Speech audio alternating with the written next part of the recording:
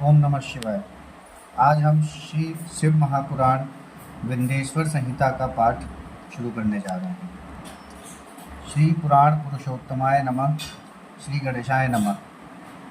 प्रयाग में सूत जी से मुनियों का तुरंत पाप नाश करने वाले साधन के विषय में प्रश्न।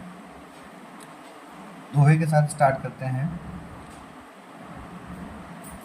आद्यांत मंगलम जात समान भाव मार्याम तमीश मरजारम मर मात्मदेवम पंचाननम प्रबल पंचविनोदशीलम संभाव्य मनिशम शंकर मम्बिकेशम। जो आदि और अंत में तथा मध्य में भी नित्य मंगलमय है, जिनकी समानता अथवा तुलना कहीं भी नहीं है, जो आत्मा के स्वरूप को प्रकाशित करने वाले देवता हैं, जिनके 5 मुख हैं और जो खेल ही खेल में अनायास जगत की रचना, पालन और संहार तथा अनुग्रह एवं तिरोभाव स्वरूप 5 प्रबल कर्म करते रहते हैं, उन सर्वश्रेष्ठ अजर अमर ईश्वर अम्बिकापति भगवान शंकर का मैं मन ही मन चिंतन करता हूँ।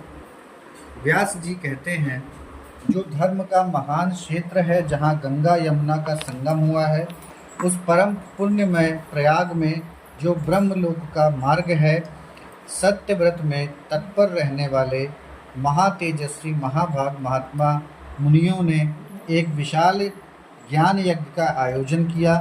उस ज्ञान यज्ञ का समाचार सुनकर पौराणिक किशोरमणि व्यास शिष्य महामुनि सूत जी वहाँ मुनियों का दर्शन करने के लिए आए। सूत जी को आते देख वे सब मुनि उस सब हर्ष से खिल उठे और अत्यंत प्रसन्न चित्त से उन्होंने उनका विधिवत स्वागत सत्कार किया। तत्पश्चात उन प्रसन्न महात्माओं ने उनकी विधिवत स्तुति करके विनयपूर्वक हाथ जोड़कर उनसे इस प्रकार कहा। सर्वज्ञ विद्वान रोमहर्षण जी, आपका भाग्य बड़ा भारी है। इसी से आपने व्यास जी के मुख से अपनी प्रसन्नता के लिए ही संपूर्ण पुराण विद्या प्राप्त की, इसलिए आप आश्चर्य स्वरूप कथाओं के भंडार हैं। ठीक उसी तरह जैसे रत्नाकर समुद्र बड़े बड़े सारभूत रत्नों का आगार हैं, तीनों लोकों में भूत वर्तमान और भविष्य तथा और भी जो कोई वस्तु है वह आपसे अज्ञात नहीं है। आप हमारे सौभाग्य से इस यज्ञ का दर्शन करने के लिए यहाँ पधार गए हैं और इसी व्याज से हमारा कुछ कल्याण करने वाले हैं। क्योंकि आपका आगमन निरर्थक नहीं हो सकता, हमने पहले भी आपसे शुभाशुभ तत्व का पूरा वर्णन सुना है, किंतु उससे तृप्ति नहीं होती, हमें उसे सुनने की बारंबार इच्छा होती है। उत्तम बुद्धि वाले सूत जी, इस समय हमें एक ही बात सुननी है। यदि आपका अनुग्रह हो तो गोपनीय होने पर भी आप उस विषय का वर्णन करें। घोर कलयुग आने पर मनुष्य पुण्य कर्म से दूर रहेंगे, दुराचार में फंस जाएंगे और सब के सब सत्य भाषण से मुंह फेर लेंगे, दूसरों की निंदा में तत्पर होंगे, पराये धन को हड़प लेने की इच्छा करेंगे, उनका मन पराई स्त्रियों में आसक्त होगा तथा वे दूसरे प्राणियों की हिंसा किया करेंगे, अपने शरीर को ही आत्मा समझेंगे, मूढ़, नास्तिक और पशु बुद्धि रखने वाले होंगे, माता पिता से द्वेष रखेंगे, ब्राह्मण लोभ रूपी ग्राहक के ग्रास बन जाएंगे, वेद बेचकर जीविका चलाएंगे, धन का उपार्जन करने के लिए ही विद्या का अभ्यास करेंगे और मत से मोहित रहेंगे, अपनी जाति के कर्म छोड़ देंगे, प्रायः दूसरों को ठगेंगे, तीनों काल की संध्या पासना से दूर रहेंगे और ब्रह्म ज्ञान से शून्य होंगे। समस्त क्षत्रिय भी सर्वधर्म का त्याग करने वाले होंगे, कुसंगी, पापी और व्यभिचारी होंगे, उनमें शौर्य का अभाव होगा, वे कुत्सित चौर्य कर्म से जीविका चलाएंगे, शूद्रों का सा बर्ताव करेंगे और उनका चित्त काम का किंकर बना रहेगा। वैश्य संस्कार भ्रष्ट, सर्वधर्म त्यागी, कुमार्गी, धनोपार्जन प्राणय तथा नाप तौल में अपनी कुत्सित व्यक्ति का परिचय देने वाले होंगे। इस तरह शूद्र ब्राह्मणों के आचार में तत्पर होंगे। उनकी आकृति उज्ज्वल होगी, अर्थात वे अपना कर्म धर्म छोड़कर उज्ज्वल वेशभूषा से विभूषित हो व्यर्थ घूमेंगे। वे स्वभावतः ही अपने धर्म का त्याग करने वाले होंगे। उनके विचार धर्म के प्रतिकूल होंगे। वे कुटिल और द्विज निंदक होंगे। यदि धनी हुए तो कुकर्म में लग जाएंगे, विद्वान हुए तो वाद विवाद करने वाले होंगे। अपनों को कुलीन मानकर चारों वर्णों के साथ वैवाहिक संबंध स्थापित करेंगे। समस्त वर्णों को अपने स्पर्श से भ्रष्ट करेंगे। वे लोग अपनी अधिकार सीमा से बाहर जाकर द्विजोचित सत्कर्मों का अनुष्ठान करने वाले होंगे। कलयुगी स्त्रियां प्रायः सदाचार से भ्रष्ट और पति का अपमान करने वाली होंगी। सास ससुर से द्रोह करेंगी, किसी से भय नहीं मानेंगी, मलिन भोजन करेंगी, कुत्सित हाव भाव में तत्पर रहेंगी।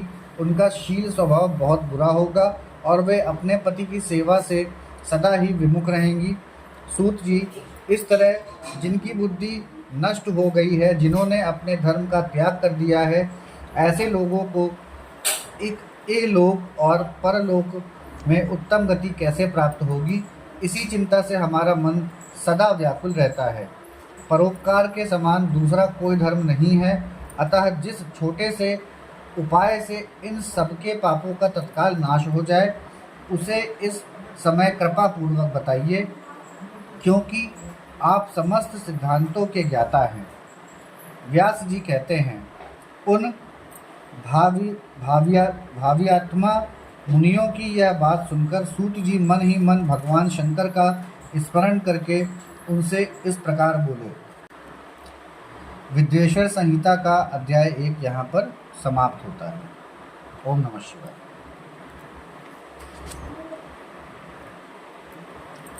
अब हम अध्याय 2 की शुरुआत करने जा रहे हैं। सूत जी कहते हैं, साधु महात्माओं, आपने बहुत अच्छी बात पूछी है। आपका यह प्रश्न तीनों लोगों का हित करने वाला है। मैं गुरुदेव व्यास का स्मरण करके आप लोगों के स्नेहवश इस विषय का वर्णन करूंगा। आप आदरपूर्वक सुने। सबसे उत्तम जो शिवपुराण है वह वेदांत का सार सर्वस्व है तथा वक्ता और श्रोता का समस्त पाप राशियों में से उद्धार करने वाला है। इतना ही नहीं, वह परलोक में परमार्थ वस्तु को देने वाला है। कलि की कलमश राशि का विनाश करने वाला है। उसमें भगवान शिव के उत्तम यश का वर्णन है। ब्राह्मणों, धर्म, अर्थ, काम और मोक्ष, इन चारों पुरुषार्थों को देने वाला वह पुराण सदा ही अपने प्रभाव की दृष्टि से बुद्धि या विस्तार को प्राप्त हो रहा है। विप्रवरों, उस सर्वोत्तम शिव पुराण के अध्ययन मात्र से वे कलयुग के पापासक्त जीव श्रेष्ठम गति को प्राप्त हो जाएंगे। कलयुग के महान उत्पात तभी तक जगत में निर्भय होकर विचरेंगे जब तक यहाँ शिव पुराण का उद्देश्य नहीं होगा। इसे वेद के तुल्य माना गया है। इस वेदकल्प पुराण का सबसे पहले भगवान शिव ने ही प्रणयन किया था। विद्वेश्वर संहिता, रुद्र संहिता, विनायक संहिता, उमा संहिता, मात्र संहिता, एकादश रुद्र संहिता, कैलाश संहिता, सतरुद्र संहिता, कोटि रुद्र संहिता, सहस्त्र कोटि रुद्र संहिता, वायवीय संहिता तथा धर्म संहिता, इस प्रकार इस पुराण के 12 भेद या खंड हैं। यह 12 संहिताएं अत्यंत पुण्यमयी मानी गई हैं। ब्राह्मणों, अब मैं उनके श्लोक की संख्या बता रहा हूँ। आप लोग वह सब आदरपूर्वक सुने। विंध्येश्वर संहिताओं में 10,000 श्लोक हैं। रुद्र संहिता, विनायक संहिता, उमा संहिता और मात्र संहिता, इनमें से प्रत्येक में 8-8 हजार श्लोक हैं। ब्राह्मणों, एकादश रुद्र संहिता में 13,000, कैलाश संहिता में 6,000, शतरुद्र संहिता में 3,000, कोटि रुद्र संहिता में 9,000, सहस्त्रकोटि रुद्र संहिता में 11,000, व्यावयी संहिता में 4,000 तथा धर्म संहिता में 12,000 श्लोक हैं। इस प्रकार मूल शिव पुराण की श्लोक संख्या 1,00,000 है, परंतु व्यास जी ने उसे 24,000 श्लोकों में संक्षिप्त कर दिया है। पुराणों की क्रम संख्या के विचार से इस शिव पुराण का स्थान चौथा है। इसमें 7 संहिताएं हैं। पूर्व काल में भगवान शिव ने श्लोक संख्या की दृष्टि से 100 करोड़ श्लोकों का एक ही पुराण ग्रंथ ग्रथित किया था। सृष्टि के आदि में निर्मित हुआ वह पुराण साहित्य अत्यंत विस्तृत था।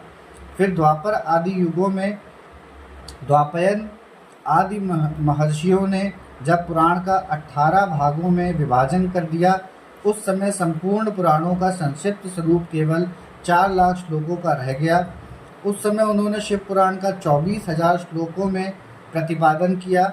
यही इसके श्लोकों की संख्या है।